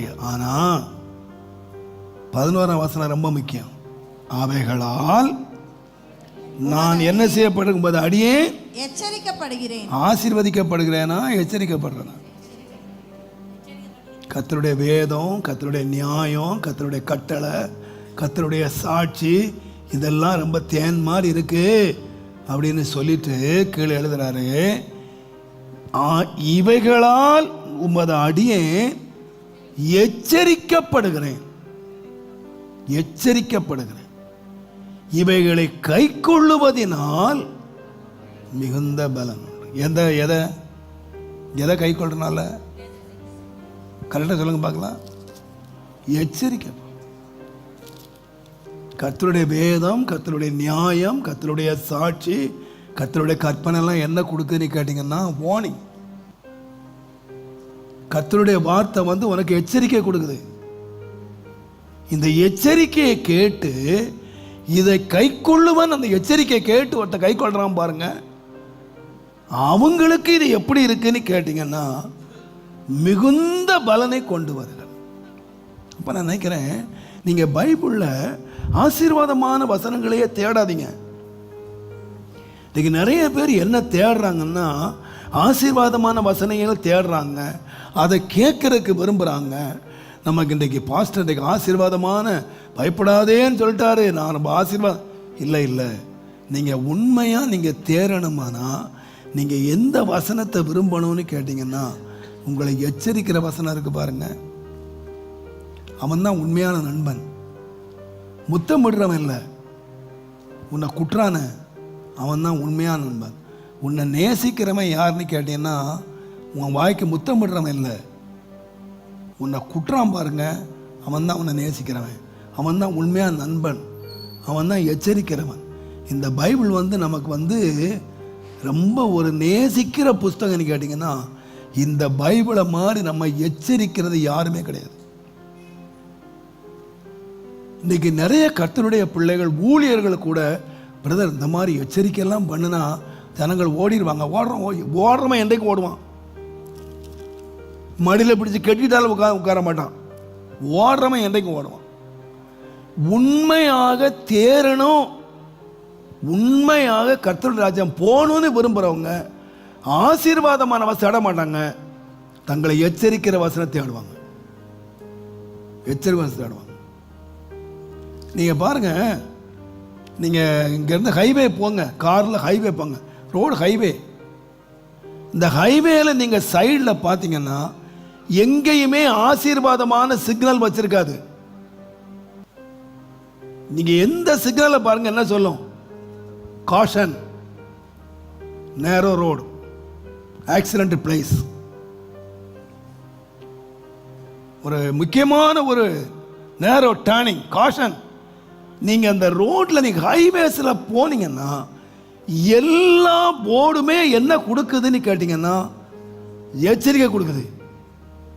வெளில போ, 50 கிலோமீட்டருக்கு மேலே இதில் போகாத. வண்டி 200 கிலோமீட்டர் போகும், ஆனால் மிதிச்சிடாத. 50 கிலோமீட்டர் தான் போ, இதில் 20 கிலோமீட்டர் தான் போ, இதில் கவனமாக போ, இது ஆக்சிடென்ட் ஏரியா, கவனமாக போ, இது ஒரு பெரிய டேர்னிங், கவனிச்சு போ, மில்ல போ. இதெல்லாம் நீங்கள் எதுக்காக? உனக்கு கார் ஓட்ட தெரியும், கார் புது கார் இருக்கு, நீ எக்ஸ்பீரியன்ஸ் டிரைவர். ஆனால் நீ கடைசி போய் சேரணுமானா அந்த பாதையில் முழுவதும் என்ன வச்சிருக்குன்னா ஆசீர்வாதம் வைக்கல, வார்னிங், எச்சரிக்கை வச்சிருக்கு. இந்த எச்சரிக்கையை ஒருத்தன் கவனிச்சு கவனமாக வண்டி ஓட்டினான்னா அவன் தப்பிச்சு போகலாம். நீங்கள் பாருங்கள், ஆக்சிடெண்ட் ஆனவங்கெல்லாம் பாருங்கள், ஹைவேஸில் ஆக்சிடெண்ட் ஆன வண்டி எல்லாம் பாருங்கள், எல்லாம் எக்ஸ்பீரியன்ஸ் டிரைவர்ஸ்.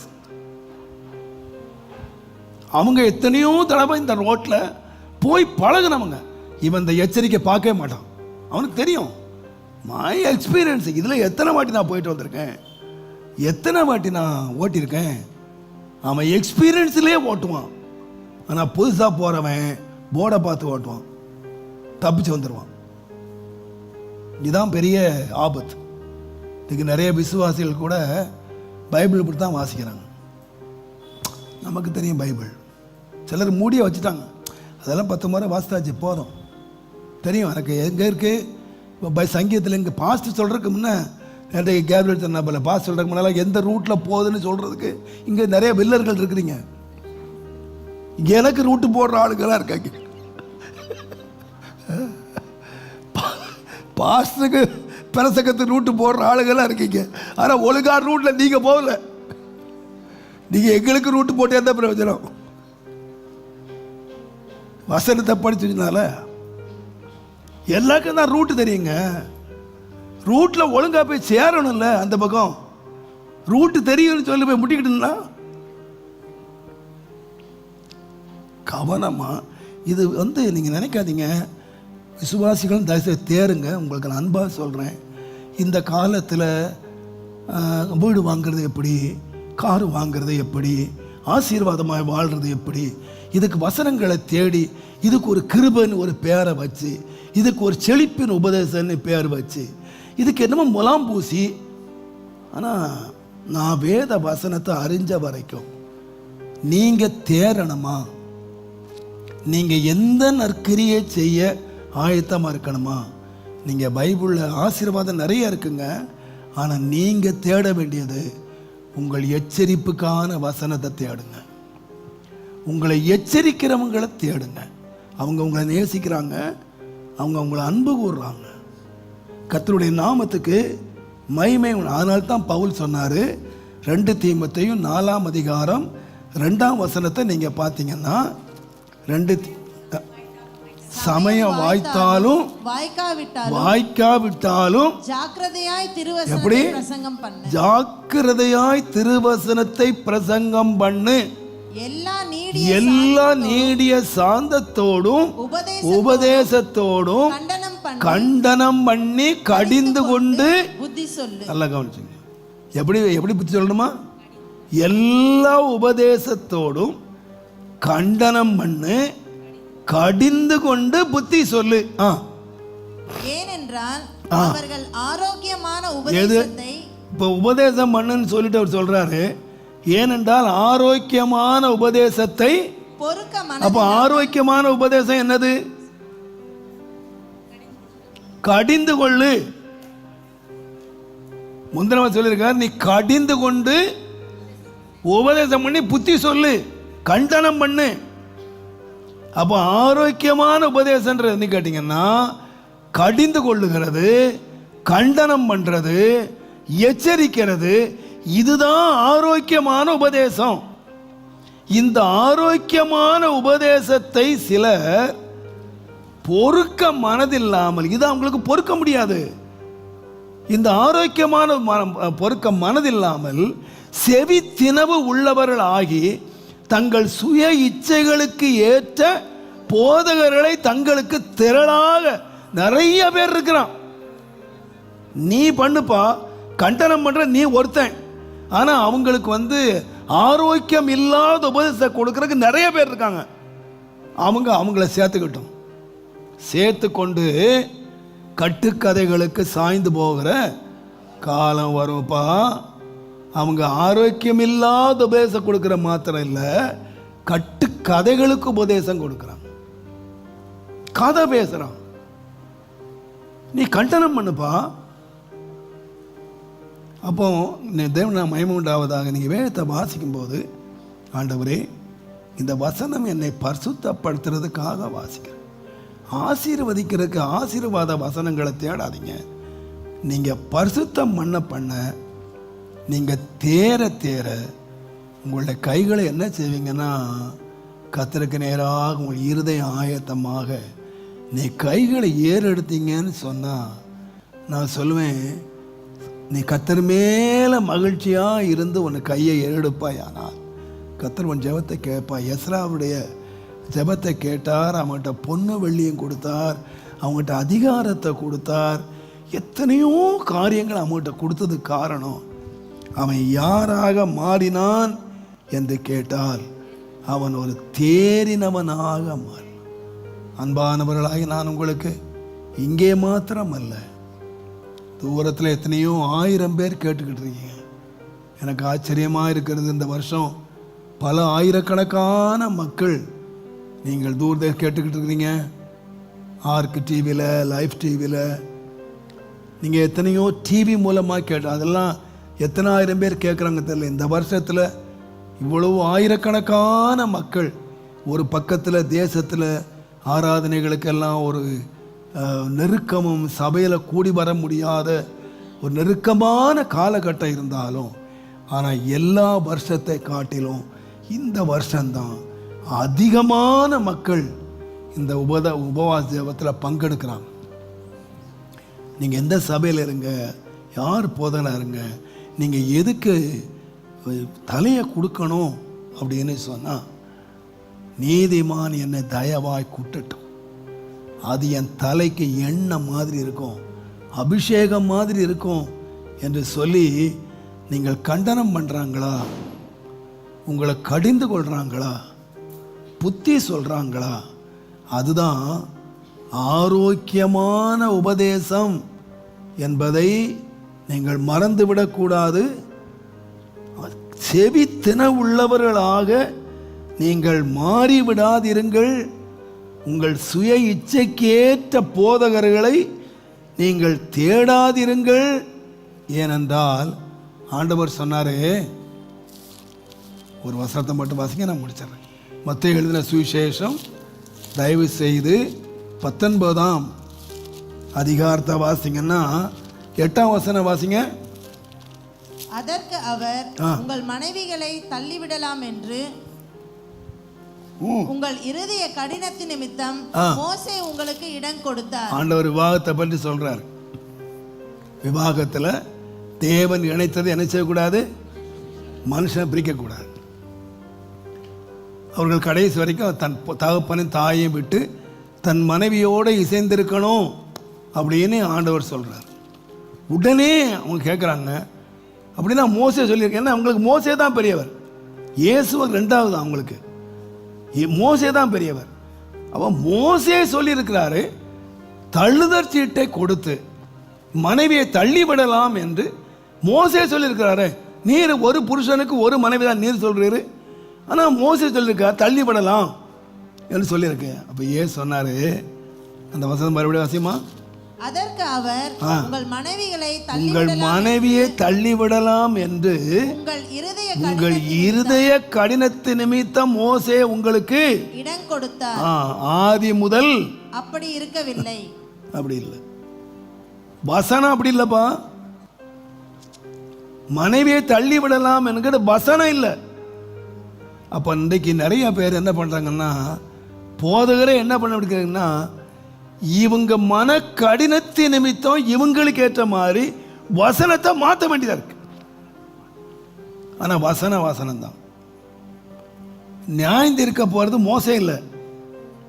நல்லா கவனிச்சுங்க, கடைசி நாளிலே நம்ம நியாயம் தீர்க்க போறது மோசேயும் தாமஸ் இல்லை. தாமஸ் இப்படி தான் பிரசங்கம் பண்ணாரு, நீங்க தப்ப முடியாது. வசனம் தான். நான் சொல்லிய வசனமே உங்களை கடைசி நாள்ல நியாயம் தீர்க்குமே தவிர மோசே சொன்ன வசனம் இல்ல. உங்களை கடைசி நாள்ல எது நியாயம் தீர்க்கும்? ஒரு புருஷனுக்கு ஒரு மனைவி தான். தள்ளக்கூடாது, டிவோர்ஸ் பண்ணக்கூடாது. இது வேதம், சட்டம்.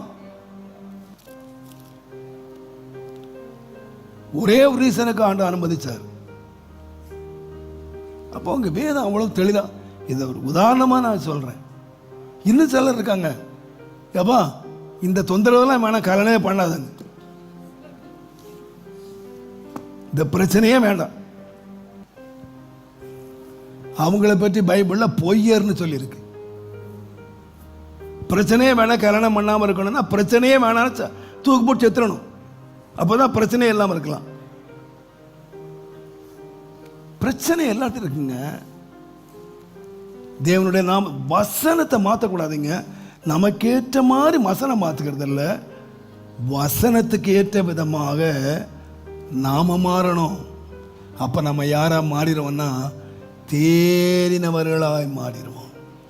நான் சொல்கிறேன், இந்த ஜெபத்தை கேட்கிற நீங்களும் இந்த ஜெபத்தை நடத்துகிற நானும் எங்கெல்லாம் கேட்டுக்கிட்டு இருக்காங்களோ, டிவி மூலமாக, யூடியூப் மூலமாக, ஃபேஸ்புக் மூலமாக கேட்டுக்கிட்டு இருக்காங்களோ, நம்ம எல்லாரும் யாராக மாறணும்னா ஜெபிக்கிறவங்களாக மாறுறதை விட நாம் எல்லாரும் பாஸ் பண்ணணும். ஒருத்தரும் ஃபெயில் ஆகிடக்கூடாது. ஒரு நாள் வரப்போகுதுங்க, ஒரு இமைப்பொழுதில் நாம் எல்லாரும் மாற வேண்டிய ஒரு நாள் இருக்கு. அன்றைக்கு தான் நம்ம பாஸ் பண்ணோமா, நம்ம ஃபெயில் ஆயிட்டோமா. நம்முடைய ஓட்டம் ஒரு பரிசுத்தமான விதமாக ஜெபித்தார். ஆண்டவரே வாரம் வாரம்னு வரேன்னு சொல்லிட்டு வராமலே இருக்கிறீரே ஆண்டவரே, நீர் வந்துட்டு எனக்கு ரிசல்ட்டையாவது பார்த்துடலாம். வந்துட்டா என்ன பார்த்து போகலாம், ரிசல்ட்டையாவது பார்த்து போயிடலாம். ரிசல்ட்டுக்காக காத்து உட்காந்துருக்கோம். நேற்று கேப்ரல் சொன்ன மாதிரி நிறைய பிள்ளைங்க சொல்கிறான், 100க்கு 10 மார்க் தான் குறையும், நான் 90 மார்க் வாங்குவேன்னு சவாடால் விட்டவெல்லாம் ரிசல்ட் வரும்போது 10 மார்க் தான் வாங்கியிருப்பான்.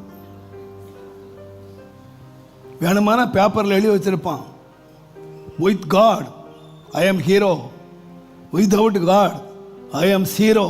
அது நல்லா தான் இருக்கு, வாக்கியம் நல்லா தான் இருக்கு. ஆனால் கொஸ்டின் பேப்பரில், ஆன்சர் பேப்பரில் வித் காட் ஐ எம் ஹீரோன்னு எழுதி தர நம்ம 1 மார்க் போட்டுருவாங்களா? திருத்தரமா? கேட்ட கேள்விக்கு பதில் சொல்லாமல் பத்திரிகை முழுவதும் with God I am hero, with God I am hero, with God I am ஹீரோன்னா பேப்பரில் மார்க் வராது. இன்னைக்கு நிறைய பேர் சொல்லிக்கிட்டு இருக்கோம், நாம ஆண்டவர் என்ன ஹீரோ ஆகிடுவேன். நீ ஹீரோவா சீரோவாங்கிறது ரிசல்ட் வரும்போது தெரியும்பா. அன்றைக்கு நாம் யாராக இருக்கணும்னு கேட்டிங்கன்னா, தேறினவர்களாக இருக்கணும்னா வசனம் எதுக்கு இருக்கு அப்படின்னு கேட்டிங்கன்னா நீதி. அதனால தான் யோசுவா கானானில் கொண்டு வந்தபோது அவங்களுக்கு வேதத்தை வாசித்தான். என்ன வாசித்தான்னா, ஆசீர்வாதமும் சாபமும் ஆகிய கர்த்தருடைய வார்த்தைகள். ஆசீர்வாதத்தையும் வாசித்தான், சாபத்தை. இன்னைக்கு உள்ள சொல்கிறாங்க, சாபத்தை பற்றியே பேசாதீங்க, சாபத்தை பற்றியே பேசாதீங்க. சாபத்தை பற்றி பேசான்னு நமக்கு சொல்கிறதுக்கு அவங்களுக்கு யார் உத்தரவு கொடுத்து?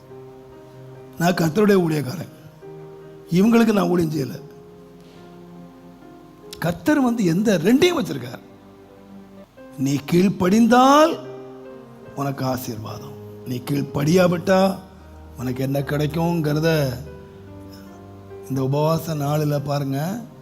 நீங்கள் வீட்டில் போய் ஜெபம் பண்ணணும், நீங்கள் வீட்டில் வாசிக்கணும், நீங்கள் வீட்டில் அர்த்தத்தை உணர்ந்து நல்லா பாடி துதிச்சு பாருங்க. உங்களுக்கு நேரம் போகிறதே தெரியாது. நீங்கள் மணிக்கணக்காக ஜெபிக்கிறவங்களா இருப்பீங்க. நீங்கள் உங்கள் ஜெபத்தில் கண்ணீர் வடிக்கிறவங்களா இருப்பீங்க. நீங்கள் உண்மையாக இருதயம் உடைஞ்சு நீங்கள் தேவனோடு நெருங்கி வர்றவங்களா இருப்பீங்க. நல்ல ஆண்டவரை தனிப்பட்ட முறையில் பாடி துதித்து நல்ல அர்த்தத்தை உணர்ந்து நல்ல கர்த்தருடைய பாடல்களை பாடி உங்களை எச்சரிக்கத்தக்க வசனங்களை தேடி நீங்கள் வாசித்து உங்கள் வசனத்தின் மூலமாக நீங்கள் உங்களை சீர்படுத்தி, நான் சொல்லுவேன், நீங்கள் எல்லாரும், நான் தாழ்மையாக சொல்கிறேன், என்னுடைய உண்மையான ஆசை, ஆண்டவரே என் ஸ்கூலில் 100க்கு 100 பாஸ் பண்ணிட்டாங்க அப்படின்னு சொல்கிற ஒரு கிரேட் இருக்கு பாருங்க, அந்த மாதிரி என் சபையில் உள்ள பிள்ளைகள் விசுவாசிகள் 40% பாஸ்னாங்க, 30% பாஸ் பண்ணாங்க, 20% பாஸ் பண்ணாங்க அப்படின்னு சொல்லாமல் ரிசல்ட் வரும்போது 100% பாஸ் பண்ணாங்க அப்படின்னு சொல்கிற ஒரு சந்தோஷம்தான். நான் அதுக்காக தான் இந்த வயதுலையும் இந்த பிரயாசம் நான் எடுத்து இவ்வளவு நேரம் எடுத்து நான் உங்களுக்கு சொல்லுகிறதனுடைய மிக முக்கியமான காரணம், நம்ம எல்லாரும் ஆசீர்வாதமாக இருக்கணும். கண்டிப்பாக இருப்போம். வேதத்தை நான் படித்து தேறினால் நீங்கள் நிச்சயமாக யாராக இருப்பீங்கன்னா வெள்ளியும் பொன்னும் உள்ள சீமானா இருப்பீங்க. உங்களை கர்த்தர் நம்பி கையில் தருவார், நம்பி தருவார், கர்த்தர் தருவார், நிச்சயமாக தருவார். நான் உங்களுக்கு அதுக்கு மாதிரியாக இருக்கேன். எனக்கு கற்றுக் கொடுத்தவங்க தான் கற்றுக் கொடுத்தாங்க. நான் அவங்ககிட்ட அதான் படித்தேன். என்ன நடத்தினவங்க ராத்திரி பதில் பைபிள் வாசித்தாங்க. நானும் அதே முறையை பின்பற்றி இன்றைக்கு வரைக்கும் நான் பைபிள் வாசித்துக்கிட்டே இருக்கிறேன். வாசித்துக்கிட்டே என்னால் எவ்வளோ முடியுமோ அவ்வளோ வேதத்தை வாசித்து குறிப்பெடுத்து குறிப்பெடுத்து குறிப்பெடுத்து நான் தாழ்மையாக சொல்கிறேன்.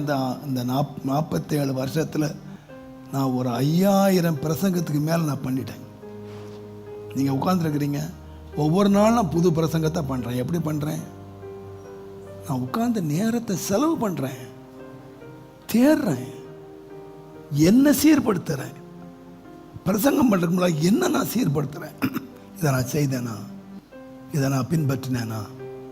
நீங்களும் அந்த மாதிரி வாசித்து நீங்கள் தேறினவர்களாய் கர்த்தருக்கு முன்ன நின்று நம்ம சபை எப்படி இருக்கோம்னா, நம்ம முதல் நாள் சொன்னது போல்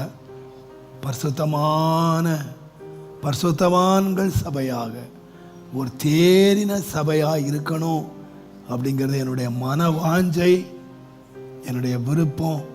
அதுக்கு தயவு செய்து நான் உங்களை இந்த 4வது நாள் ஜெபத்தில் மிக தாழ்மையாய் கேட்கிறேன். நீங்கள் வாசியுங்கள், வாசிக்க பண்ணுங்கள், தேடி வாசிங்க. அது நம்முடைய வாழ்க்கைக்கு ரொம்ப பிரயோஜனம். இங்கே மாத்திரமல்ல, தூரத்திலே கேட்டுக்கொண்டிருக்கிற அன்பானவர்களுக்கும் நான் மிக தாழ்மையாக நான் சொல்லுவேன், கிறிஸ்தவ வாழ்க்கை தேறுகிற வாழ்க்கை, பாஸ் பண்ற வாழ்க்கை. நாம் இங்கே எவ்வளவு செல்வ செழிப்பாய் வாழ்றோம் இல்லை, நாம் ஒரு நாள் வரும்போது நம்மிலே தேறினவர்கள் யாவரும் என்று எழுதியிருக்கிறது. நான் எதற்காக பிடிக்கப்பட்டேனோ அதை பிடித்து கொள்ளும்படி நான் ஆசையாய் தொடருகிறேன். நம்மிலே தேறினவர்கள் யாவரும் இதே சிந்தையாய் இருக்க கடவர்கள். கர்த்தர் நம்மை எதுக்க பிடிச்சாரு? நம்முடைய ராஜ்யத்துக்கு நம்மை கொண்டு போய் சேர்க்க நம்மை பிடித்தார். பரமகானாலே கொண்டு போய் சேர்க்க நம்மை பிடித்தார், நம்மை அழைத்தார். நம்ம எல்லாரும் அதுக்கு தேரணும், அதுக்கு பாஸ் பண்ணணும். நம்ம தேரணுமானால் இன்றைக்கு ஆவியான உங்களோடு பேசி இருக்கிறார். வாசிங்க, இந்த வேதத்தை அலட்சியம் பண்ணாதீங்க. உங்களை கண்டனம் பண்ணுகிற வார்த்தை, உங்களை எச்சரிக்கிற வார்த்தை, உங்களை சீர்படுத்துகிற வார்த்தை, அதை தேடுங்க. ஆசீர்வாதம் தானாய் வரும், ஆசீர்வாதம் தானாய் வரும். நீங்க ஆசீர்வாதத்தை தேட வேண்டியதில்லை. ஆண்டவர் ஆசீர்வாதத்தை உங்களை ஆசீர்வதிச்சிட்டாரு, சாபத்தை நீக்கி ஆசீர்வதிச்சிட்டாரு. நீங்க என்ன செய்யுங்கன்னா உங்க இருதயத்தை மாத்திரம் அந்த ஆசீர்வாதத்துக்கு ஆயத்தமாக்கி நீங்க கையை உயர்த்திட்டீங்கன்னா நான் சொல்லுவேன், ஆசீர்வாதம் உங்க மேல பொழியும். நீதிமானுடைய சிரசின் மேல் கர்த்தருடைய ஆசீர்வாதம் தான். நீங்க இன்றைக்கு உணர்ந்துருங்க, ஆண்டவரே வேதத்தை நான் வாசிக்கிறத அலட்சியம் பண்ணியிருக்கேன். வாலிப பிள்ளைகளே, தங்கச்சிமாரே, என் அருமையான பிள்ளைகளே, நான் சொல்லுகிறேன், ஒரு வாலிபன் தன் வழியை எதனாலே சுத்தம் பண்ணுவான்? உம்முடைய வேதத்தின்படி தன்னை காத்து கொள்வதனாலே என்று இருக்கிறது போல நம்முடைய வழிகள் சுத்தமாக வேண்டுமானால், வாழ்க்கை சுத்தமாக வேண்டுமானால், தயவு செய்து சமயம் எடுத்து கவனம் எடுத்து நீங்க உட்கார்ந்து வாசித்து, ஆண்டவரே அந்த வேதத்தின்படி நடக்க ஒரு தேறின வேத பாரகனாக தேறினவனாய் நிற்க எனக்கு உதவி செய்யுங்கப்பா. ஒரு 5 நிமிஷம் நாம ஜெபம் பண்ணோமா? உங்களுக்காக நீங்க குற்றத்தை உணர்ந்து இந்த வேத புத்தகம் அலட்சியம் பண்ணியிருந்தீங்கன்னா, வேதத்தின் மகத்துவங்களை எழுதி கொடுத்தேன், அது அந்நிய காரியமாக எண்ணினார்கள். நீங்க அந்நியமா எண்ணியிருந்தீங்கன்னா நீங்க அறிக்கை பண்ணுங்க, நீங்க அழுங்க, நீங்க ஜெபம் பண்ணுங்க. ஆண்டவரே எங்களை அந்த வேதத்தின் மேல ஒரு தாகத்தை எங்களுக்கு தாங்கப்பா. உம்முடைய வார்த்தைகளால் நீர் எங்களை எச்சரித்து கற்பித்து கொடுத்து உம்முடைய திட்டத்தின்படி நாங்கள் எல்லாரும் தேறினவர்களாய் நிற்கும்படி, தேறினவன் எவனும் தன் குருவை போல இருப்பான் என்று எழுதியிருக்கிறது போல, இயேசுவே எங்கள் குருவாகிய உம்மை போல நாங்கள் எல்லாரும் இருக்கும்படி அதற்காக தானே அப்பா ஜீவனை கொடுத்தீர். நாங்கள் தேறினவர்களாய் நிற்கணும் அப்படிங்கிறதானே உங்க ஆசைப்பா.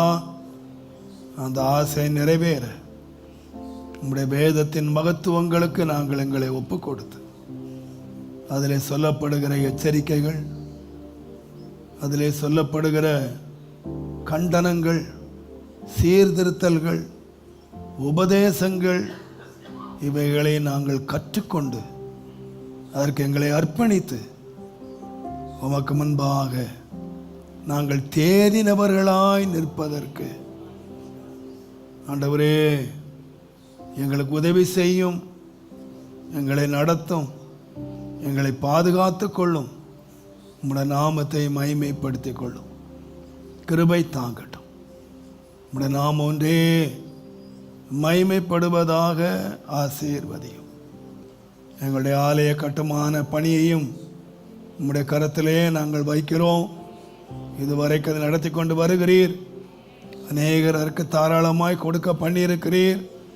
இன்னும் எல்லா தேவைகளையும் தயவாய் சந்தித்து குறித்த நாளுக்கு முன்பதாகவே இந்த வேலைகள் நிறைவேறி முடிய உதவி செய்யும், நடத்தும், ஆசீர்வதியும்.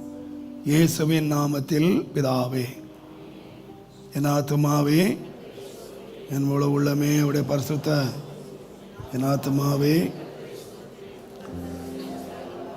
அவர் அக்கிரமங்கள் எல்லாவற்றையும் மன்னித்து நோய்களை எல்லாம் குணமாக்கி பிராணனை கிருபையினால் இரக்கங்களினால் முடிசூட்டி நன்மையினால் வாயை திருப்தி ஆக்குகிறார். கழுகுக்கு சமானமாய் வயது திரும்ப வாழ வயது போல் ஆகும். ஆமேன், ஆமேன், ஆமேன். Praise the Lord. Praise the Lord.